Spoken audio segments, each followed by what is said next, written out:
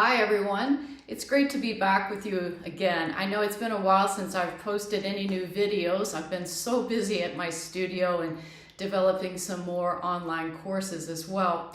But I wanted to use something today that I think will be really exciting.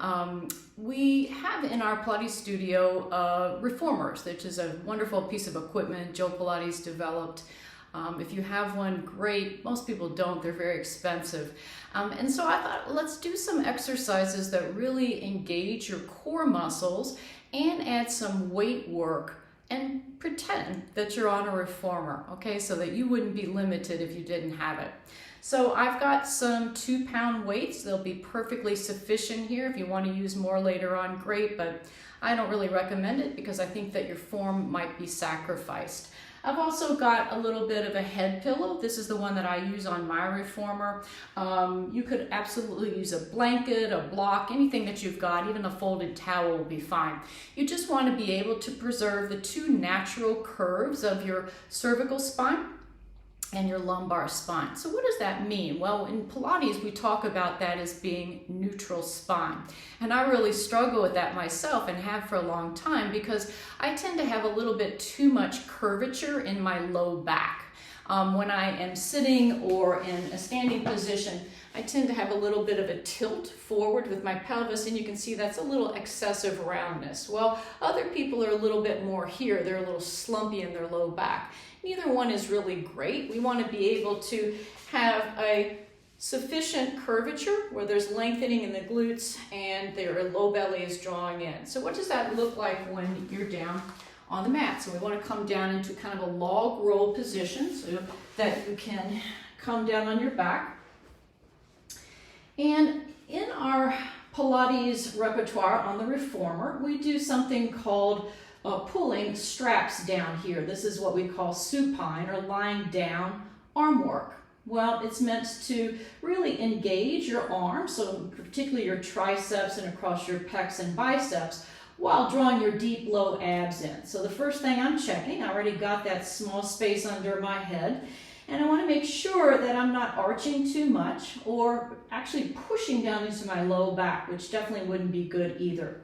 You could always do these exercises with your feet flat. On a reformer, you would have to press your feet up on a bar. So know that you can modify this as you get going. But I'm going to start today with these 2-pound weights, and I'm going to bring my legs to what we call tabletop. So much harder when you do this. You can see that I'm struggling initially. If I were to keep those legs up there and I would sort of tilt down here, that would feel lousy in my low back, and I never want you to feel that way.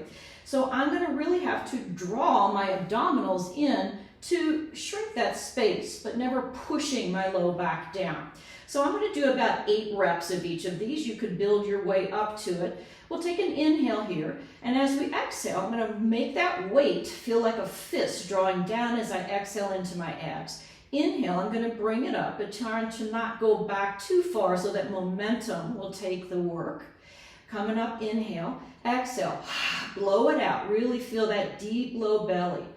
And I'll come up for 4, drawing in. See how my arms are really active here. So I'm making that fist around the weight. I think it's about 3 more here. Inhale, exhale, always exhaling on that effort as I engage my abs. And 2, and coming down, exhale. Absolutely, you could take a break between the sets. I'm going to keep going here and make small circles. Inhale, exhale on the downward as I tighten my abs. Inhale, coming around, exhale, hugging in my core muscles, trying to really hold that nice shape with integrity. I can definitely feel it about now. I hope you are too. Let's call it 3 more.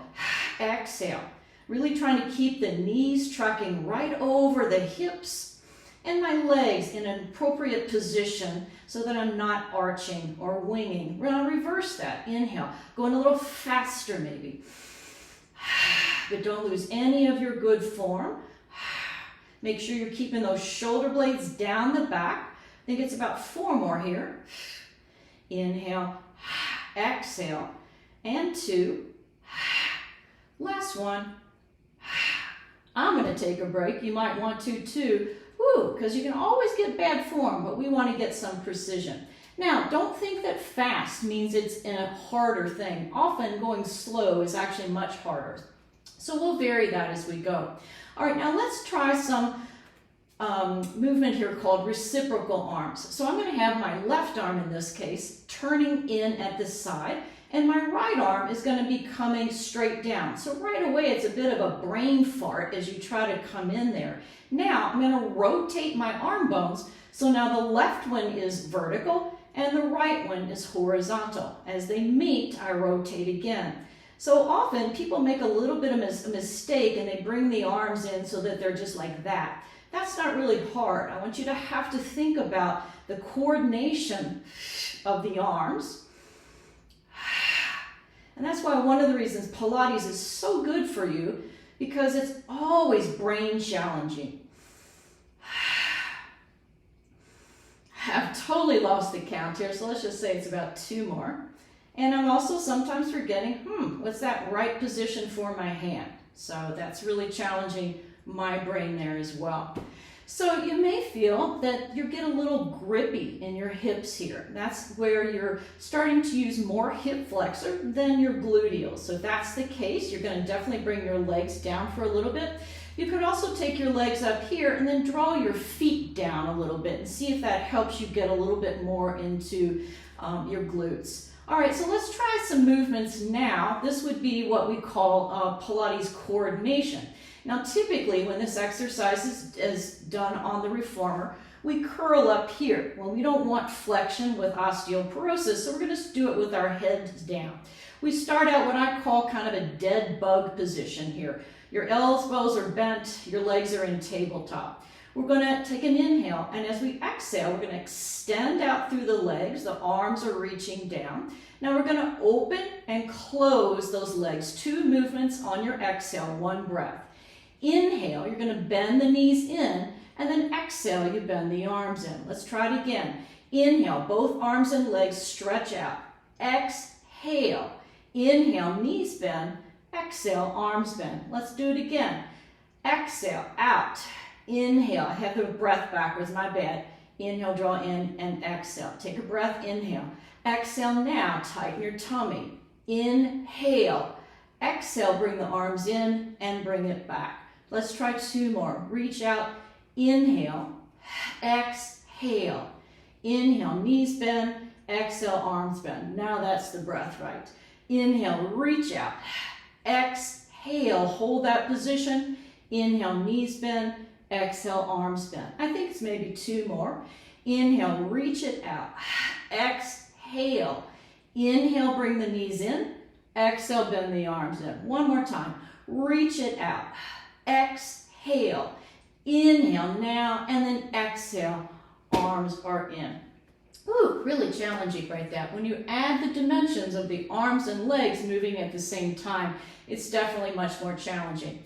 How about some bicep curls? You wouldn't actually be able to do that with straps coming overhead, but we can certainly do it with the weights, so why not? I'm going to bring the legs up here, and just for variety, we could extend our legs up towards the ceiling. So much harder with long legs up there. Let's give it a go. If that's too much for you, please leave it out. Inhale here, exhale, hug it in. Reach the arms out and then squeeze the biceps as you do. Keep charging up into those abs every time you have that effort. When you know you need that little extra movement to bring you in, and we'll do 4 more. Inhale out, exhale. Really fight for that stability. And last one, and bring it back.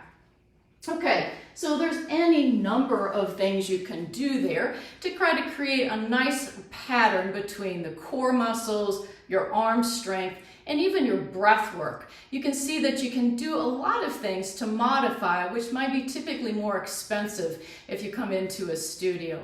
I hope you'll like that. Please look for new videos and keep practicing the ones that are already on there. I'll look forward to seeing you next time.